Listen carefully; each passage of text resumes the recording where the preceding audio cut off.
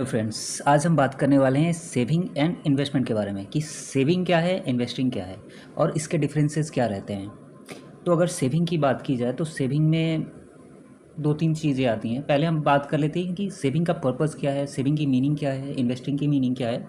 तो अगर सेविंग की बात करें ना, तो सेविंग हमारा शॉर्ट टर्म के लिए होता है, हमारे इमरजेंसी फ़ंड के लिए होते हैं कि हमें कुछ इमरजेंसी फंड्स रखने चाहिए ताकि हमें अगर कुछ इमरजेंसी आता है तो वहाँ से हम ईज़िली विड्रॉ कर पाएँ और अपना काम कर पाएँ। वहाँ पे क्या है, सेविंग में क्या होता है कि रिस्क बहुत ही कम होता है, रिस्क मिनिमम होता है, लोअर रिस्क होता है और रिटर्न भी लोअर साइड रहता है। और लिक्विडिटी का कोई इशू नहीं होता है, जब भी आप बैंक जाएंगे आपको सेविंग आपके विड्रॉ हो जाते हैं, एटीएम है वटेवर, ठीक है। टाइम होराइजन भी कम होता है।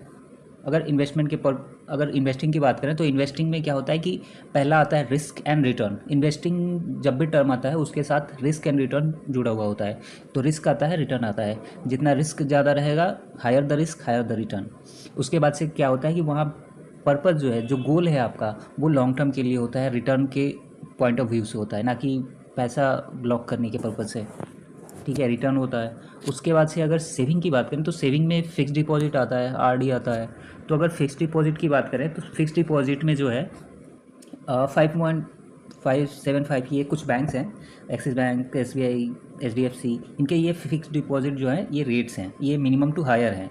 मतलब ऐसा नहीं है कि 7.25 ही किसी को मिल रहा होगा, ये मैक्सिमम है, मतलब इन बिटवीन मिलता है। अगर आरडी की बात करें तो आरडी में भी हमें, आरडी में 4.5 से 5% के आसपास मिलता है। सीनियर सिटीज़न है तो 6% के आसपास। अगर फिक्स डिपॉजिट की बात करें तो फिक्स डिपॉजिट में हमें 5 to 7% मैक्सिमम है, तो 5 से 7% के आसपास मिलता है। ये सेविंग अगर फिक्स डिपॉजिट करते हैं आप या फिर पोस्ट ऑफिस वगैरह में आरडी करते हैं तो ये पार्ट आ जाता है सेविंग का। बट बहुत से लोग क्या करते हैं कि उनके पास कुछ पैसे हैं तो वो फिक्स डिपॉजिट कर देते हैं या फिर आरडी में डाल देते हैं, क्योंकि उनको ज़्यादा नॉलेज नहीं होता है, ठीक है। अगर दूसरी बात करें, या फिर जब हमारे पास हमारा जो फ़ंड है, अगर फ़ंड साइज़ छोटा होता है तो हम फिक्स डिपॉजिट की तरफ जाते हैं। मैं इन जनरल टर्म्स में बात कर रहा हूँ, नहीं ना कि वैसे लोगों के बारे में जो जिनको मतलब बहुत सारी चीज़ें पता है, फाइनेंशियल नॉलेज ठीक ठाक है। तो पहले अगर इन जनरल बात की जाए तो हर कोई पहले फिक्स डिपॉजिट की तरफ जाता है, आरडी की तरफ जाता है। फिर आता है लैंड एंड बिल्डिंग। अगर ज़्यादा पैसे हैं तो ज़मीन खरीद के छोड़ दिया, बिल्डिंग्स घर वगैरह बना लिए, कॉमर्शियल बिल्डिंग्स बना ली। फिर आता है कि गोल्ड में थोड़ा बहुत ले लिया। तो ये सारी चीज़ें नॉर्मल हैं, ये सेविंग के पार्ट में कह सकते हैं आ जाता है। लैंड हम जब भी इन्वेस्ट करते हैं तो उसके प्राइस अप्रिशिएट होते हैं, बिल्डिंग के भी अप्रिशिएट होते हैं। गोल्ड का तो ऑब्वियस है, गोल्ड का तो मतलब ऑलमोस्ट 7 to 8% हो रहा है अगर ईयर ऑन ईयर देखें तो, लास्ट 25 ईयर्स का रिटर्न देखें तो। अगर इन्वेस्टिंग की बात करते हैं तो इन्वेस्टिंग में सबसे पहला जो आता है वो इक्विटी का आता है, म्यूचुअल फंड है, पोर्टफोलियो मैनेजमेंट है एंड अल्टरनेट इन्वेस्टमेंट फंड है, जिसको हेज फंड भी कहा जाता है। तो अगर रिटर्न वाइज बात करें तो फिक्स डिपॉजिट में 4.5 5% 7 6% के आसपास मिलता है। जैसे जैसे इन्फ्लेशन रेट रहता है वैसे उसी के हिसाब से इंटरेस्ट रेट्स भी वेरी करते हैं। और सेकेंड थिंग देखें कि अगर हमें आरडी करते हैं तो जो बैंक्स के आरडी होते हैं वहाँ पे 4.5 5% ही मिलता है, जो कि बहुत कम है। इतना कम है कि मतलब इन्फ्लेशन को भी बीट नहीं कर पा रहा है। बट इसका पर्पज़ ये होता है कि आपका जो पैसा है वो सेव हो रहा है, ना कि इन्वेस्टमेंट के लिए आप जा रहे हैं। सेकेंड थिंग अगर हम देखें तो हमारा जो है वो म्यूचुअल फंड है, इक्विटी है, म्यूचुअल फंड है। तो अगर आप म्यूचुअल फंड में इन्वेस्टमेंट करते हैं, स्पेशली मैं यहाँ पे लार्ज कैप और मिड कैप की ही बात कर रहा हूँ, ना कि स्मॉल कैप की। तो अगर मिड लार्ज कैप की बात करें तो लार्ज कैप में हमें 1 साल का रिटर्न देखें ईयर ऑन ईयर, तो हमें ऑलमोस्ट 35 to 40% हम एवरेज लेके चल रहे हैं। 35 to 40% ये लास्ट ईयर का है, बट ऐसा नहीं होगा कि हर साल हमें ऐसा मिलेगा। बट अगर आप एवरेज 5 साल का निकालेंगे तो 18 to 25% 24% के आसपास रिटर्न रहेगा लार्ज कैप मिड कैप में। अगर स्मॉल कैप की तरफ जाते हैं तो वहाँ पे थोड़ा सा रिस्क बढ़ता है, तो इस रीज़न से रिटर्न भी बढ़ जाते हैं वहाँ पे। उसके बाद से अगर म्यूचुअल फंड के साइड को छोड़ दें तो म्यूचुअल फंड के बाद से आता है हमारा इक्विटी। इक्विटी में शेयर्स हो गए, जैसे रिलायंस है तो रिलायंस ने लास्ट 1 साल में 26% का रिटर्न दिया है। टीवीएस मोटर का आपने नाम सुना होगा, टीवीएस मोटर है। स्टेट बैंक है, स्टेट बैंक ने 32% का रिटर्न दिया है। तो ये सारी चीज़ें हैं, जैसे जैसे आपका रिस्क बढ़ेगा ना वैसे वैसे रिटर्न भी बढ़ता है। उसके बाद से आता है आपका इक्विटी में एक हो गया, फिर म्यूचुअल फंड हो गया।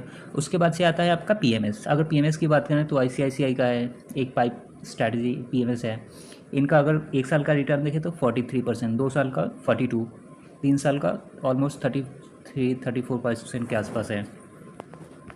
तो पीएमएस और इक्विटी की अगर सेविंग की बात करें तो सेविंग आप 200 रुपये से कर सकते हैं, 2000 भी कर सकते हैं, 2 लाख भी कर सकते हैं, 2 करोड़ भी कर सकते हैं। बट जब आप इन्वेस्टमेंट के पर्पज़ से जाते हैं इक्विटी में, तो वहाँ पे एक लिमिटेड अमाउंट रहता है। एक अच्छे खासे फंड से कर सकते हैं, म्यूचुअल फंड में भी कर सकते हैं। बट जब पीएमएस की बात आती है तो पीएमएस में क्या होता है कि मिनिमम 50 लैक्स रिक्वायर्ड रहते हैं। जो मिनिमम थ्रेशोल्ड लिमिट है वो 50 लैक्स है, उसके नीचे वो बात ही नहीं करेंगे आपसे। उसके बाद से जो ऑल्टरनेट इन्वेस्टमेंट फ़ंड है वो है कि मतलब 1 CR मिनिमम इन्वेस्टमेंट है। तो ये जितना बड़ा आपका रिस्क रहेगा उतना ज़्यादा रिटर्न बनेगा। एफडी हो गया, आरडी हो गया, इक्विटी में कर लिया। तो बेस्ट क्या होता है अगर आज के सिनेरियो में बात करें तो आपके लिए बेस्ट ये है कि आपका रिटर्न क्या है, आपका रिस्क एपेटाइट कितना है। अगर आपके रिस्क एपेटाइट हैं तो आप म्यूचुअल फंड की तरफ जाइए, बेस्ट रहेगा। अगर म्यूचुअल फंड में भी कोई नॉलेज नहीं है तो आप बेसिकली ये करें कि इंडेक्स फंड में इन्वेस्टमेंट करें।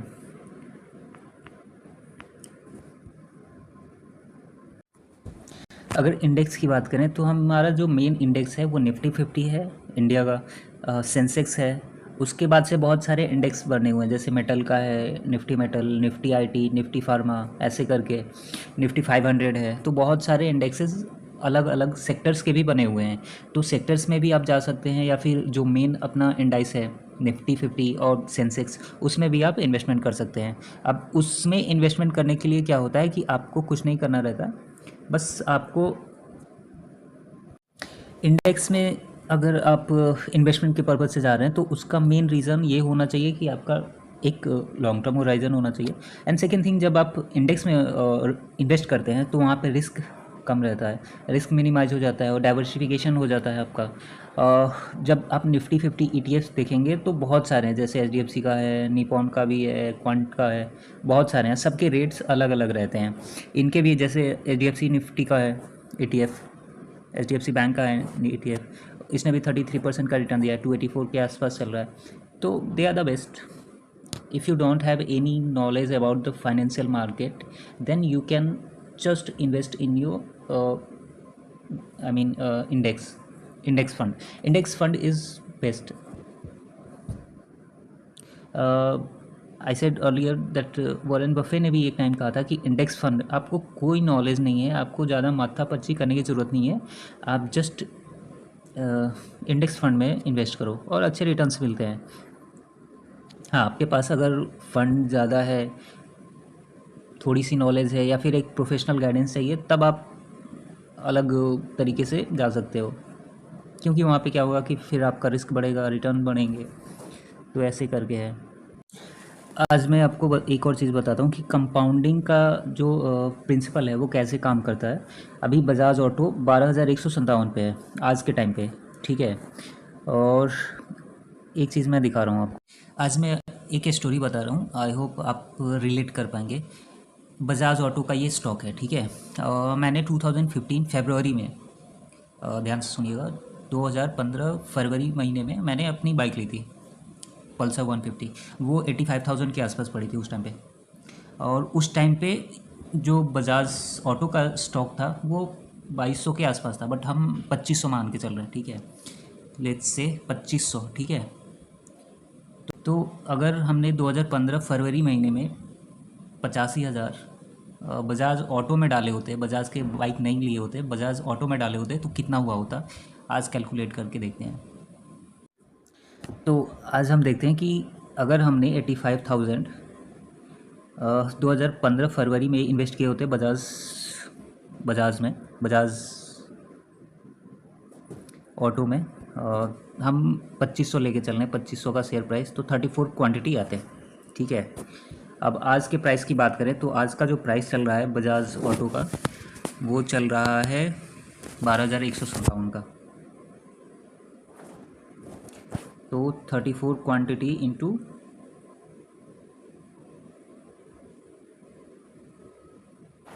ऑलमोस्ट 4,14,800 होते हैं। तो this is the power of investment, अगर आप अच्छी कंपनी में करते हैं तो। ऑलमोस्ट 10 साल में 2015 में मैंने बजाज ऑटो में अगर इन्वेस्टमेंट किया होता तो मुझे 4,14,000 के आसपास मिलते। लेकिन अगर मैंने 85,000 सेविंग डिपॉजिट मतलब फिक्स डिपॉजिट में किया होता तो मुझे मिलते ऑलमोस्ट 4% के आसपास।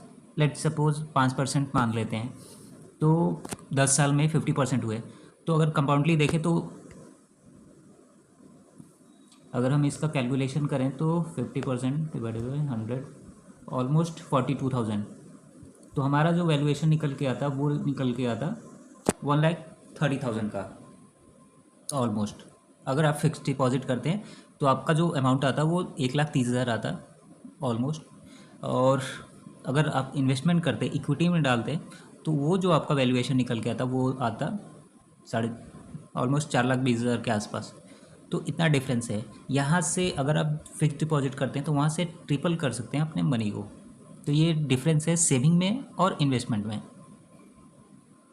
सेविंग में क्या होता है कि मेन आपको कुछ ज़्यादा रिटर्न नहीं मिलता है। वहाँ पे क्या रहता है कि एक काइंड ऑफ एश्योरेंस रहता है कि आपको जितना जल्दी पैसे की अगर नीड है, रिक्वायरमेंट है, तो वो ईजिली हो जाता है, आपको तुरंत मिल जाता है। बट अगर मार्केट में आप इन्वेस्ट करते हैं तो उसके लिए थोड़ा सा टाइम लगता है। आजकल तो एक दिन में हो जाता है ईजिली, T+1 डे में सेटल हो जाता है। तो मतलब ऑलमोस्ट 10 साल तो नहीं हुए, 10 साल से अभी बाकी ये 4-5 महीने, बट एटलीस्ट 10 साल में आपका जो पैसा है वो 5 टाइम्स हो रहा है। 85,000 अगर 2015 में आपने बजाज ऑटो में इन्वेस्ट किए होते, मैं मतलब किसी और की बात ही नहीं कर रहा हूँ, मैं बजाज की बात कर रहा हूँ। बजाज एक काफ़ी रिनाउंस कंपनी है, उसका जो मैनेजमेंट है काफ़ी अच्छा है। TCS, बजाज, गोदरेज, ये सारे मतलब टॉप 10 में आते हैं। तो अगर आप बजाज में 85,000 इन्वेस्ट किया होता आपने 10 साल पहले 2015 में एक बाइक ना लेके, तो आज आपके पास जो होता वो ऑलमोस्ट 4.5 लाख के आसपास होता। तो इसलिए इन्वेस्टमेंट ये है। और आई एम नॉट सेइंग कि अगर आप 85,000 डालते किसी और स्टॉक में तो वो इतना टाइम होता, हो सकता है कि उससे ज़्यादा होता, हो सकता है कि 8 टाइम्स हो जाता, 10 टाइम्स हो जाता, हो सकता है कि मतलब जिस प्राइस पे आपने लिया था उस प्राइस के नीचे आ जाता। तो ये स्टॉक मार्केट में चलते रहता है। स्टॉक मार्केट में क्या है कि जब भी आप इक्विटी में बाई करते हैं तो रिस्क और रिटर्न दोनों साइड रहता है, रिस्क भी रहता है, रिवॉर्ड भी रहता है। तो जहाँ पे भी रिस्क आएगा रिटर्न आएगा ही आएगा, और जहाँ पे रिटर्न आएगा रिस्क ऑटोमेटिक आता है। क्योंकि मतलब ऐसा नहीं है कि हेड ही आएगा, हेड है तो टेल भी होगा, टेल है तो हेड भी होगा, दैट द थिंग। जस्ट जल्दी आप इन्वेस्टमेंट स्टार्ट करते हैं ना उतना ही बेटर रहता है। आपको मतलब 2-4 लाख के लिए वेट करने की ज़रूरत नहीं है। आप 10,000 से करो, 5,000 से करो, SIP करो, इंडेक्स फंड में डाल दो, म्यूचुअल फंड में डाल दो, ETF बाई कर लो, गोल्ड बाई कर लो, सिल्वर बाई कर लो, कुछ भी कर लो यार। आपको क्या है कि आपका जो पैसा है वो ब्लॉक नहीं होना चाहिए। वो मतलब ब्लॉक इन द सेंस कि आपने आपके पास है। मैं मतलब बहुत से ऐसे लोगों को जानता हूँ जिनके पास अच्छा खासा एक वेल्थ है, बट कुछ नहीं कर रहे हैं, ऐसे ही पड़ा हुआ है बैंक में 4% 5% पे। दे आर वेरी हैप्पी कि लाइक मेरा तो मतलब इतने से बहुत अच्छा चल रहा है, सब कुछ अच्छा चल रहा है। I am not going to take any risk. मतलब उनको कैपिटल एप्रिसिएशन नहीं चाहिए, उनको कुछ नहीं चाहिए, वो they are satisfied, they are very very happy with their returns. But अगर हमें कुछ इन्वेस्टमेंट के करके अगर हमें 4% से 5% से ज़्यादा हमें 15%, 20% या 25-30% मिल रहा है मार्केट में तो ऑब्वियसली जाना चाहिए। बट ये सिर्फ एजुकेशनल पर्पज़ से है, ये किसी को रिकमेंडेशन नहीं है कि इस स्टॉक में जाओ या फिर इस स्टॉक में जाओ। देखो मेन चीज़ ये है ना कि जब भी आप लॉन्ग टर्म के लिए सोचते हो, जब भी आप स्टॉक में बाई करते हो ना, तो भूल जाओ कि मुझे इसको सेल करना है। आपने बहुत सारे वीडियोस देखे होंगे कि मतलब उसके ग्रैंडफादर ने MRF के शेयर्स बाई किए थे और वो भूल गया था, और आज जब उसकी वैल्यूएशन की जाती है तो मोर देन 200 करोड़ के वैल्यूएशन हुए थे। तो ऐसे ही होता है। एक कॉन्सेप्ट भी है कॉफ़ी कैन इन्वेस्टिंग का, सौरभ मुखर्जी की एक बहुत फेमस बुक है। आई गेस आप लोग कभी टाइम मिले तो पढ़ना। तो उसमें यही बताता है कि जो कॉफ़ी कैन इन्वेस्टिंग का है कि पहले भी हम क्या करते थे कि एक गुल्लक गुल्लक में हम पैसे डाल देते उसको भूल जाते थे, या फिर दीवार वगैरह में डाल देते थे। सोने के पहले सिक्के जब चला करते थे तब तब क्या होता था कि जब लोगों को इमरजेंसी आती थी तब वो निकालते थे, तब उनका जो वैल्यू है जो app. And thanks for watching this video, please like and comment.